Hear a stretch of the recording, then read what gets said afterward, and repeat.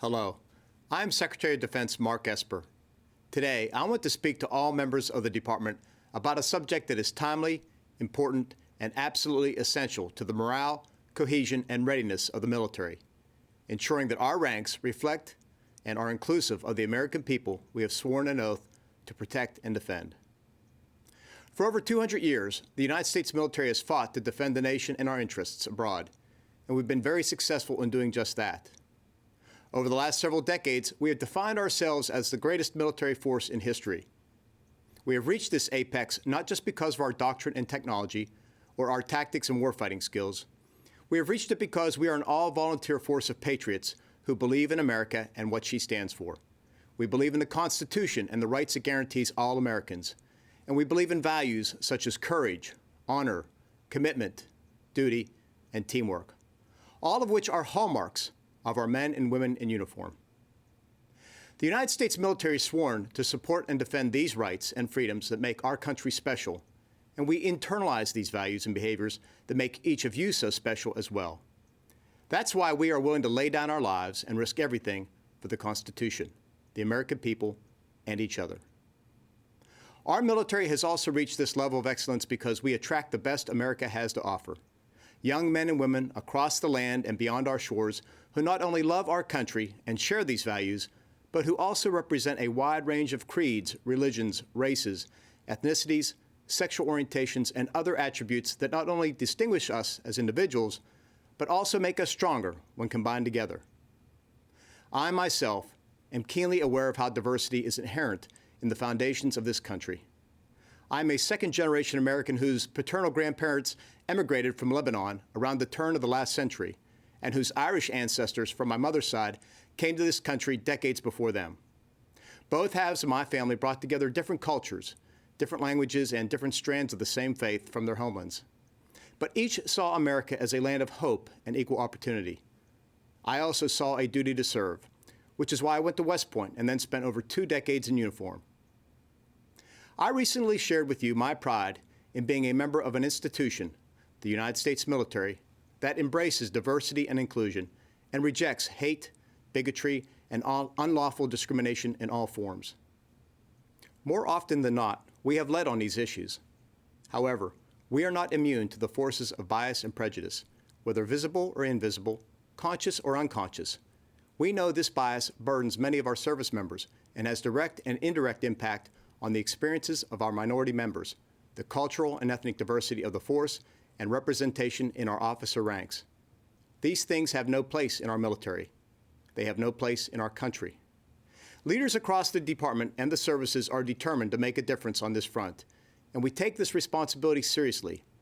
It is now time for us to lead once again, as we have done so many times in the past.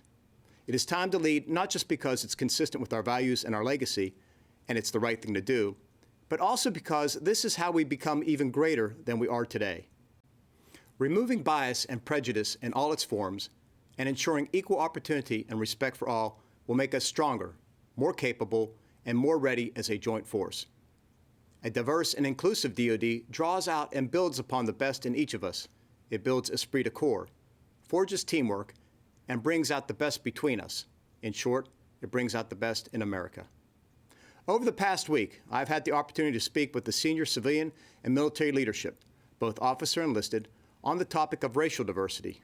We all agree that it's time to lead once again on this issue as America's most respected institution and as a globally recognized leader when it comes to building diverse, winning teams and creating opportunity for all. As such, I want to announce 3 initiatives that will launch a new era marked by a reinvigorated effort to build a better United States military that pursues equal opportunity and aspires to true meritocracy with greater vigor and purpose. First, I'm standing up a new internal Defense Board on Diversity and Inclusion in the Military, which will conduct a 6-month sprint to develop concrete, actionable recommendations to increase racial diversity and ensure equal opportunity across all ranks, and especially in the officer corps. The board members will have the carte blanche and resources to chart their own course. They will report to me and will be tasked to bring me their findings and recommendations in December. Second, I will begin the process of standing up a Defense Advisory Committee on Diversity and Inclusion in the Armed Services that will mirror the well-regarded and successful Defense Advisory Committee on Women in the Services. This committee will be a permanent structure comprised of a diverse group of Americans committed to the task at hand. They will report to me and will have the independence and resources necessary to get us where we need to be. My goal is to have this advisory committee formed and operating before the end of the year, and to build upon the work of the Defense Board I'm establishing today.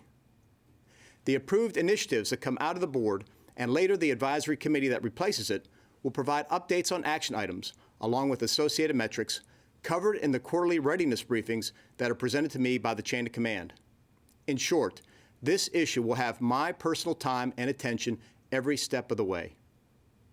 Finally, I've directed the civilian and uniformed leadership of the Pentagon to bring me ideas in the next 2 weeks, by the end of June, that we can begin implementing now, such as removing photos from promotion, school, and command selection boards. This is something I pushed as Secretary of the Army as we worked to overhaul our personnel system. I'm convinced that there are a number of great ideas already out there right now, large and small, that can help us make important strides in ensuring the armed forces look more like the broader society we serve. Over the coming days and months, I will be out in the field to meet with our service members and hear their views and concerns about race in the military. I will have the chance to listen and learn from their personal experiences and gain a better sense of where to focus our efforts. And in that spirit, I invite all of you to share with me your good ideas. I want to hear from you. I don't want anyone to think you do not have a role or cannot play a part in this conversation, one that is so critical to our esprit, our camaraderie, and our readiness.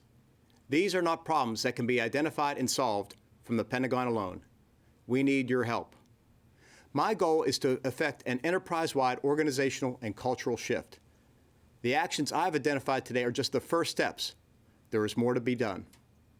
Over the next few months, I'll be working across the department to identify additional ways to foster lasting change, from recruiting, career track selection, and retention, to assignments, schools, and promotions, to military justice and everything in between and beyond. While we pursue these initiatives, I ask each and every one of you to reflect upon the issues of race, bias, and inequality in our ranks, and have the tough, candid discussions with your superiors, your peers, and your troops that this issue demands. This is an added responsibility for our officers and NCOs, who must also double down on your mentorship of up-and-coming minority leaders and make diversity and inclusion a priority. This is what I expect of leaders. In the meantime, take care of one another and talk to each other. Have pride in being an integral part of the greatest military force in the world, and have confidence that we will continue to lead on issues that impact all of us.